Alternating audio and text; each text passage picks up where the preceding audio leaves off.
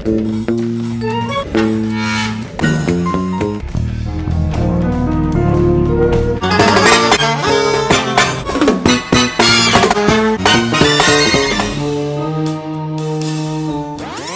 guys, bali ito na yung ating mga ingredients na kakailanganin sa ating espasol. So, unang-una, meron tayong 4 cups of glutinous rice. Ayan. Tapos, 1/2 of white sugar. And then, 2 cups of buko. And then, of course, yung ating gata, 3 cups na gata. And then 1/2 teaspoon of salt. And then 1/2 teaspoon of vanilla extract. So yung una nating gagawin guys, on a low fire, ito-toast natin yung ating glutinous rice. Ayan. So hanggang sa maging light brown na yung kanyang color.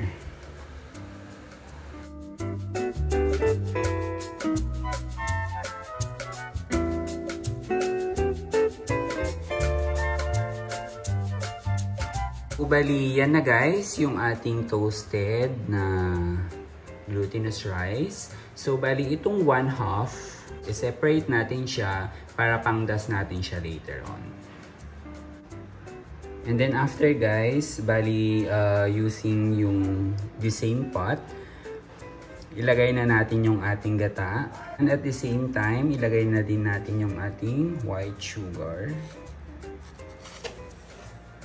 Ayan. And then, yung ating salt and yung vanilla.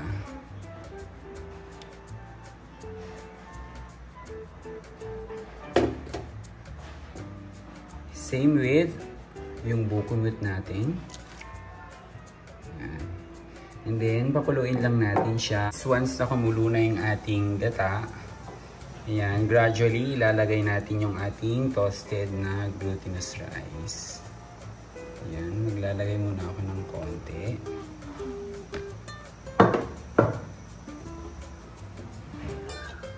And then, haluin lang natin siya.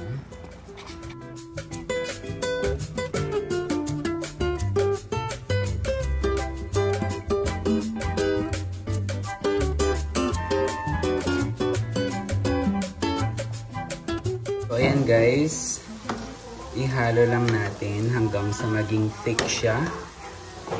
Ayan. Lutuin lang natin siya for about 15 minutes.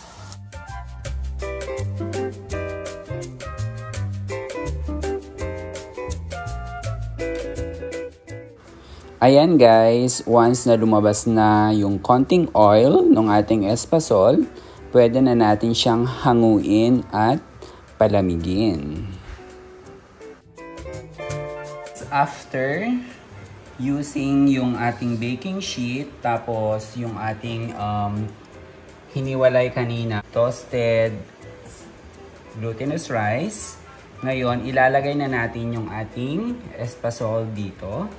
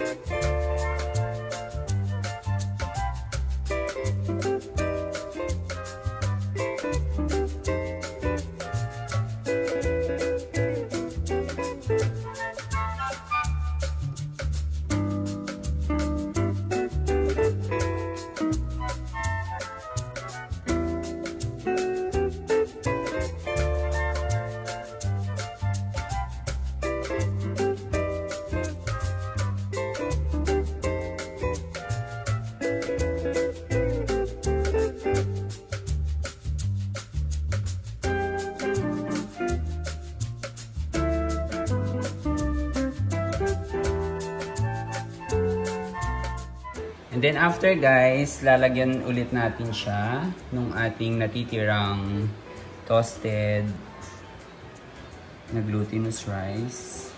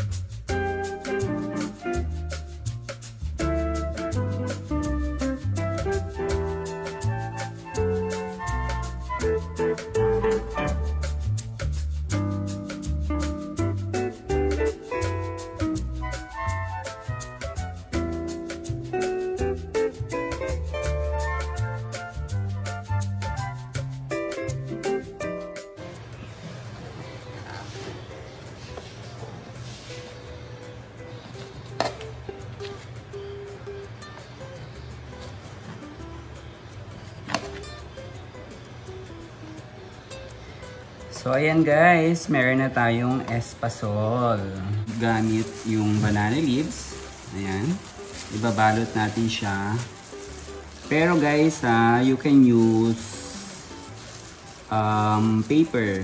Yung pambalot talaga ng espasol. Actually, yung pieces na to is medyo malalaki siya.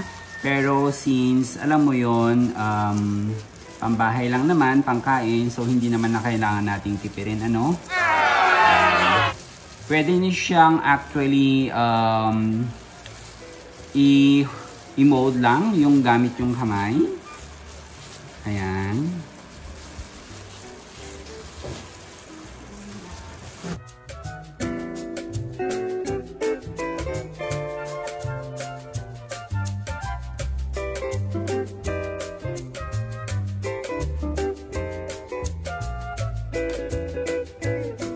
So, ayan guys, yun na yung ating finished product. Yan na yung ating homemade espasol. So, ayan guys, hanggang sa susunod, huwag nyo pong kalimutang i-like and subscribe. That's all for now. Bye-bye!